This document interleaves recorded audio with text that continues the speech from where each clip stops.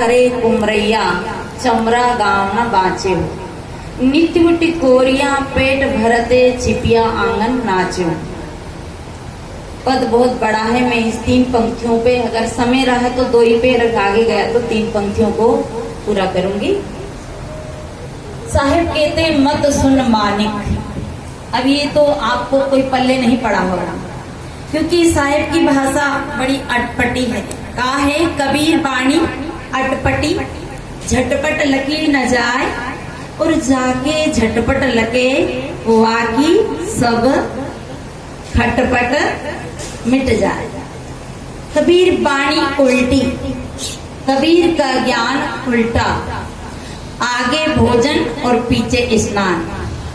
आप लोग पहले भोजन करते हो कि स्नान करते हो? पहले भोजन, कबीर साहब कह रहे कि आगे भोजन कर लो और पीछे स्नान कर लो। तो बढ़िया सस्ता नुस्खा दिया। यही तो चाहते हैं हम लोग कि पहले स्नान कर लो, पहले खा लो और फिर नहा लो। और ऐसे करते ही हैं।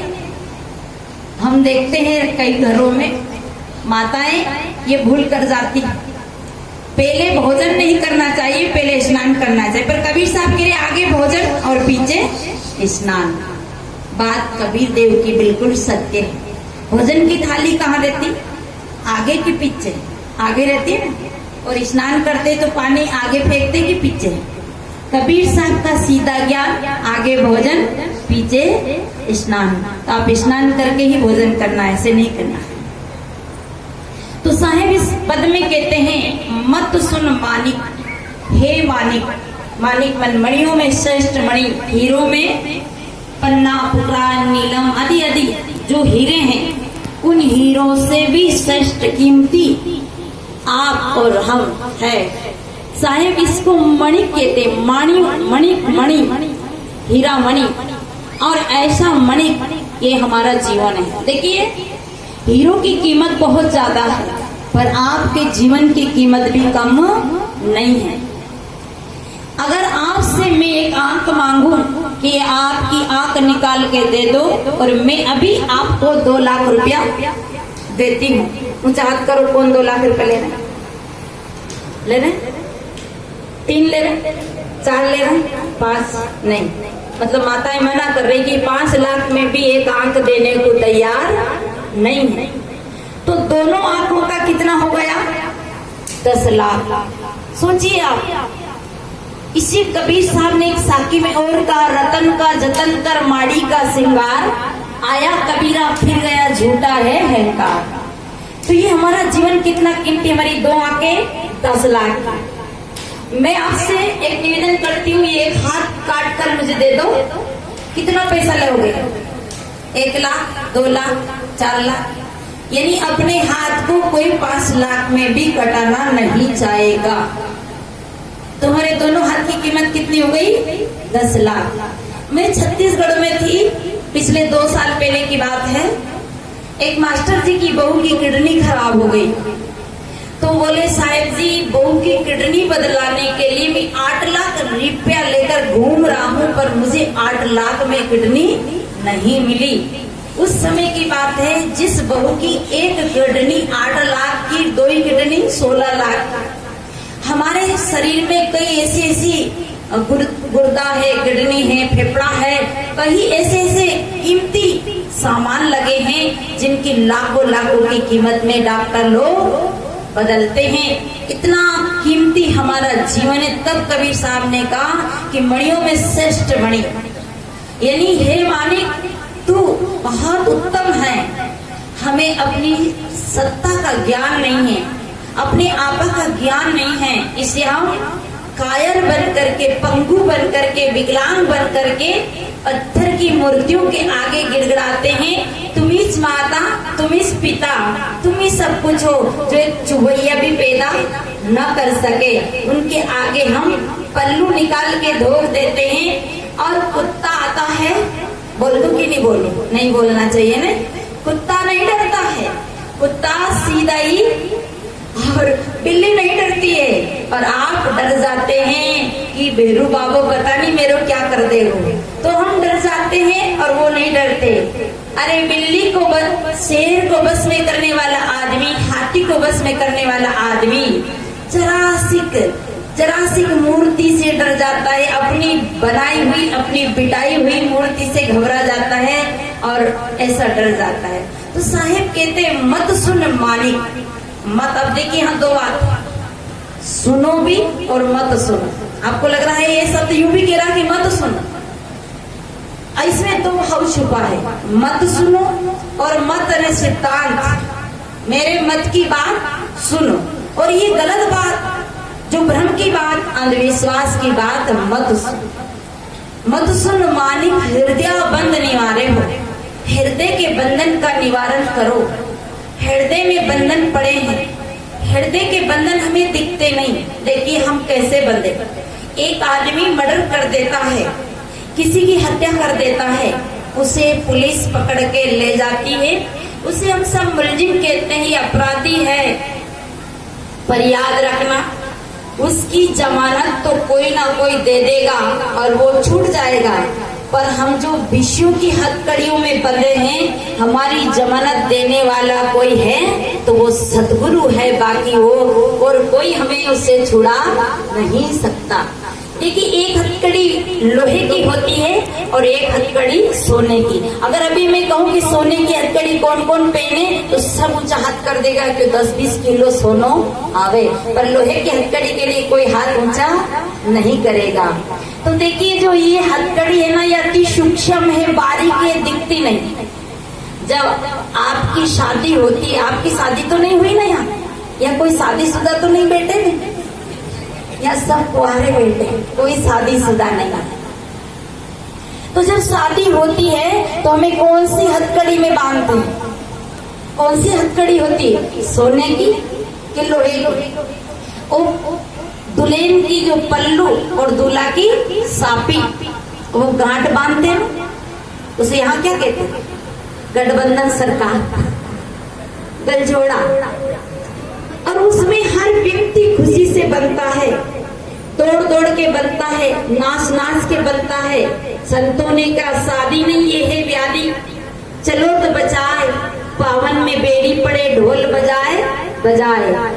हाथ से हम हथकड़ी से बन जाते हैं और फिर जिंदगी भर नहीं छूटते हैं। फिर पति पत्नी की शिकायत करता है और पत्नी पति की शिकायत करती है। जिंदगी भर लड़ते हैं और जिंदगी भर रो रो करके मरते थे। मुझे एक बुड्ढा बुड्ढी की कहानी याद आ गई। यहाँ कोई बुड्ढा बुड्ढी बेटा हो तो अपने ऊपर मत लेना। दो बुड्ढे थे, बुड्ढा बुड्ढी, तो दोनों आपस में बहुत लड़ते थे। जब पत्नी घर में आती है तो कैसी लगती है? जैसे चंद्रमा उतर आया। और एक बताएं, सगाई होती है ना, सगाई के समय ससुराल वाले कैसे लगते हैं? जैसे कि ब्रह्मा विष्णु शंकर जी ने, राम जी आ गया, सासू जी आए तो जैसे कौशल्या माता आते, और वही बहू जब ससुराल चली जाती है तो फिर सासू कैसी लगती है? जैसे कि मंत्रा और कैकई पे, क्योंकि फिर परिवर्तन आ जाता है, बदलाव आ जाता है। तो बुढ़ी जब पत्नी से पति शादी करता है तो पत्नी कैसी लगती है? चंद्रमा के तरह चंद्रमुखी लगती है। थोड़ा समय बदलता है फिर सूर्यमुखी लगती है, थोड़ा और समय बदलता है तो फिर पूरी ज्वालामुखी हो जाती है। फिर तो कोई का मुंह पूरब तो कोई का मुंह पश्चिम। ये क्योंकि बदलाव आ जाता है, समय परिवर्तन हो जाता है, इसलिए झगड़ा होता था बुड्ढा बुड्ढी में, लड़ते थे। एक दिन क्या हुआ कि बुड्ढी मर गई। बुड्ढी मर गई तो बुड्ढे को बहुत खुशी हुई कि भलो पाप कटे, मरी तो अच्छी हुई। अब बुड्ढा अंदर ही अंदर खुश था कि मर गई तो अच्छा हुआ। पर क्या हुआ कि बुड्ढी की अर्थी सजाई और उसको लोगों ने उठाया और बोले राम नाम बोल दो ना। आप लोग नहीं बोलेंगे, मतलब आपको डर लगता है मरने से। डरो या मत डरो, मरना तो पड़ेगा। तो आगे वाले बोल रहे हैं कि राम नाम सत्य है। तो इतने में क्या हुआ, अर्थी आगे आगे चली जा रही थी, खंबा आया और खंबा से अर्थी टकराई। तो टकराते बुढ़िया क्या थी, थोड़ा मतलब उसकी सांस रुकी थी, पूरी नहीं मरी थी, तो अंगड़ाई ली एकदम और वो करी तो उड़ गई। सबने कहा बाबा तुम कितने भाग्यशाली हो, तुम्हारी बुढ़िया तो बच गई। बाबा भीतर ही भीतर तो कहने लगा कि भलो पाप कर जो तो मर गई थी तो ये दिन भर खोपड़ी खाती थी, पर अब बच गई तो क्या करेंगे। 2-3 साल और रही। अब बुढ़िया 2-3 साल फिर लड़ते झगड़ते रहे। इतने में क्या हुआ, फिर 3 साल बाद सच में ही मर गई। फिर लोग ले जाने लगे, फिर वही मंत्र राम नाम। आदमी कितने पागल है, जब तक जिंदा रहा तब तक कभी राम नहीं बोलता है, मरने के बाद राम बोलता है। ये हमारी माता लोग भी अपने पति को कहती, पप्पू के पापा, दिनेश के पापा, योगेश के पापा, महेश के पापा, बबलू के पापा, और जब वह मर जाता है पति तब कहती हाय मारा राम जी, हाय मारा राम जी। अब जब उन्हें कौन ज्ञान दे देता है, बताओ, वहाँ कोई आत्मज्ञानी गुरु आते, तत्वदर्शी गुरु आते कि उन्हें बता दिया। हर व्यक्ति देखता है कि अब राम जी नहीं बचा, तभी कहते अब राम नहीं रहा। अब पत्नी तो तुरंत ज्ञानी हो जाती है, राम नाम यानी पति को राम राम कहकर चिल्लाती है, हमारा राम जी छोड़ के चले गया, हमारा राम जी चले गया। कभी भी नहीं कहा राम जी आओ, राम जी खाओ बैठो, राम जी। कभी भी किसी नारी ने अपने पति को राम नहीं कहा। अब फिर लोग चले, राम नाम सत्य है, सत्य बोले अगत है। तो बाबा के मन में आया कि फिर खंभो आ रहे हो सामने, कहीं ऐसा ना हो ये अर्थी टकरावे और ये फिर जिंदी हो जावे। तो बाबा बोल, आगे वाले बोले राम नाम सत्य के नहीं, इसके पहले बाबा आगे वाले ने कहा राम नाम सत्य है। बाबा बोला अर्थी खंबे से बचा के, राम नाम सत्य खंबे से बचा के। लोगों ने कहा ये खंबा वाला मंत्र कहाँ से आया, पीछे देखो तो सही। तो मुड़ के देखा तो बाबा ये खंबा वाला मंत्र कब से आया, हम तो अनादि से ही सुनते आ रहे थे कि राम नाम सत्य, सत्य बोले अगत है। कि बेटा ये बुढ़िया 3 साल पहले मरी थी और इसी खंबे से टकरा के जिंदी हो गई थी, इसलिए मैं कह रहा हूँ कि सावधानी से चलना, खंबे से न टकरा जाए, नहीं तो ये फिर मेरी खोपड़ी खाएगी।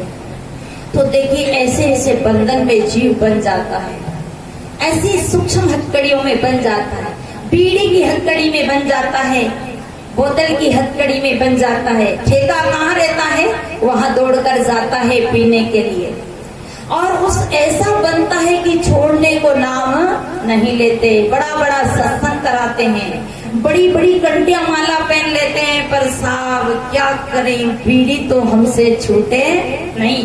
बीड़ी अगर छोड़ दे तो वहां के फ्रेश नहीं हो पाओ, मतलब पेट साफ नहीं हो गए। अब भैंस गाय बीड़ी नहीं पीती है, टोकरी टोकरी गोबर टोकरी टोकरी गोबर कर देती है बिना बीड़ी पिए। आदमी कितना चालाक, माँ की तरफ से कोई बीड़ी पिया था क्या, पर इतने छोटे छोटे बंधन में बन जाता है जिसका छूटने का नाम नहीं लेता। ये वासना की जो हथकड़ियां हैं, ये कामना की जो हथकड़ियां हैं, ये इतनी सूक्ष्म है और ये बिना ही सुरताल से चलती है, बिना रस्सी से चलती है, आदमी को घसीट के ले जाती है। इसे सदगुरु कहते मत सुन मानिक, मेरा सिद्धांत की बात सुनो, काम की बात सुनो, हृदय बंध निवारण, हृदय के बंधन का निवारण करो। हृदय में कई प्रकार के बंधन बना के बैठे हो, इसलिए हमें सत्य नहीं दिखता है। उठपट कुमरा करे कुमरैया, चमरा गाँव न बाचे। पद को विस्तार नहीं करूं क्योंकि समय कम है, मेरा आधा घंटा का समय है। तो साहब कहते उठपट कुमरा करे कुमरैया, बच्चा को ले जाओ उधर। उठपट कुमरा करे कुमरैया, चमरा गाँव न बाचे। उठपट कुमरा कौन है, कुमरा माने कुमार, यहाँ कोई कुमार आया हो तो अपने ऊपर मत लेना। साहेब कहते उठपट कुमरा करे कुमरैया, ये उठपट कुमरा उल्टा सीधा कर्म करता है, बर्तन बनाता है और क्या करता है कि भट्टा लगाता है, वही बगल में चमार का घर है। तो जब कुमार भट्टा लगाता है तो चमार का घर जल जाता है। गांव वालों ने समझाया कुमार को कि भैया तू दूर भट्टा लगा लिया कर, ये बेचारे चमारों का घर जल जाता है। तो कहे कि कुमार बोला कि मैं तो भट्टा यहीं लगाऊंगा और चमार का घर कभी बचने वाला नहीं है। यहाँ उठपट कुमरा हमारा मन है और ये कुमरैया करता है किसके लिए, ये चमरा का घर के लिए, चाम का शरीर के लिए, ये चाम के परिवार के लिए। और यह क्यों करता है उठपट कुमरैया, कि मेरा शरीर सदा रहे, मेरा सुख सदा रहे, मेरा परिवार सदा रहे और मैं सदा रहूं। ये तीन कामना रहती है, सुख सदा रहे, शरीर सदा रहे, संसार सदा रहे। ये मांग करता